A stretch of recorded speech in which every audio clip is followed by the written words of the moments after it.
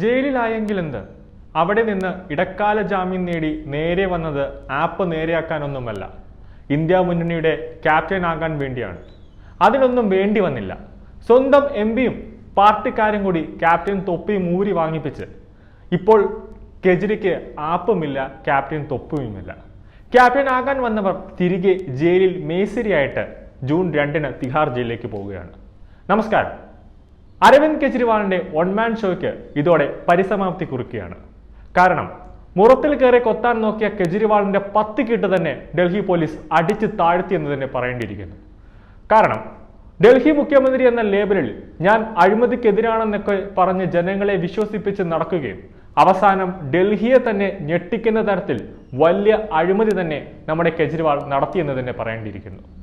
June 2-ന് ജുഡീഷ്യലിന്റെ ഗ്യാരണ്ടിയുണ്ട് തിരികെ കൂട്ടിൽ കയറാൻ, ഇല്ലെങ്കിൽ അവർ വന്ന് കൊണ്ടുപോകും.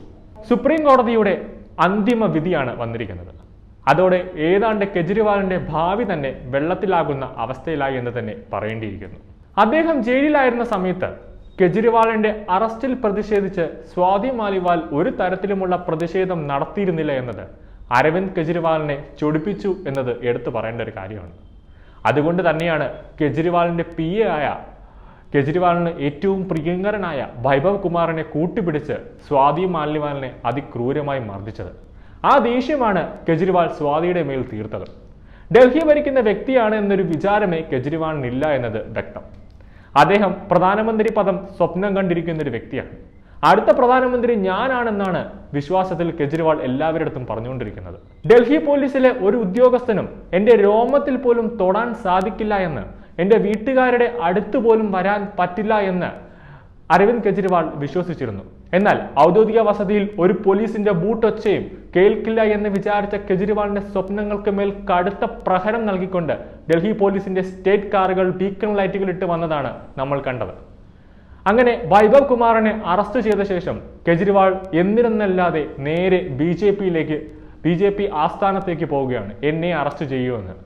BJP ആണോ കെജ്രിവാളെ അറസ്റ്റ് ചെയ്യുന്നത്? അത് ഡൽഹി പോലീസ് അല്ലേ? അതുപോലും അറിയാതെ കെജ്രിവാളാണ് ഡൽഹിയിലെ മുഖ്യമന്ത്രിയായിട്ടിരിക്കുന്നത്.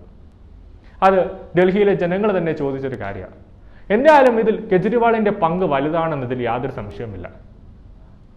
കേസിന്റെ ഗൗരവം മാനിച്ച് മുകളിൽ നിന്ന് തന്നെ കേസ് നല്ല രീതിയിൽ അന്വേഷിക്കാൻ ഉത്തരവ് വന്നിട്ടുണ്ട്. അതുകൊണ്ട് തന്നെയാണ് ഡൽഹി പോലീസ് സംഭവം ആവിഷ്കരിച്ചതും കെജ്രിവാളിന്റെ അച്ഛനെയും അമ്മയും ചോദ്യം ചെയ്തതും. നിലവിൽ അദ്ദേഹത്തിന്റെ ഭാര്യയെ കൂടി ചോദ്യം ചെയ്യാൻ പോവുകയാണ്. എന്തായാലും ശിഷ്ടകാലം മുഴുവൻ കെജ്രിവാളിന് തിഹാർ ജയിലിൽ തന്നെ കിടക്കാം, പ്രധാനമന്ത്രി പദവി സ്വപ്നം കണ്ടുകൊണ്ട്. മിക്കവാറും സ്വാതി ആം ആദ്മി പാർട്ടിയിൽ നിൽക്കാനുള്ള സാധ്യതയില്ല, BJPയിലേക്ക് പോകാനുള്ള സാധ്യതയുമുണ്ട്. ഈ ഇലക്ഷൻ കഴിയുന്നതോടുകൂടി അതിനൊരു തീരുമാനം തന്നെയാകും.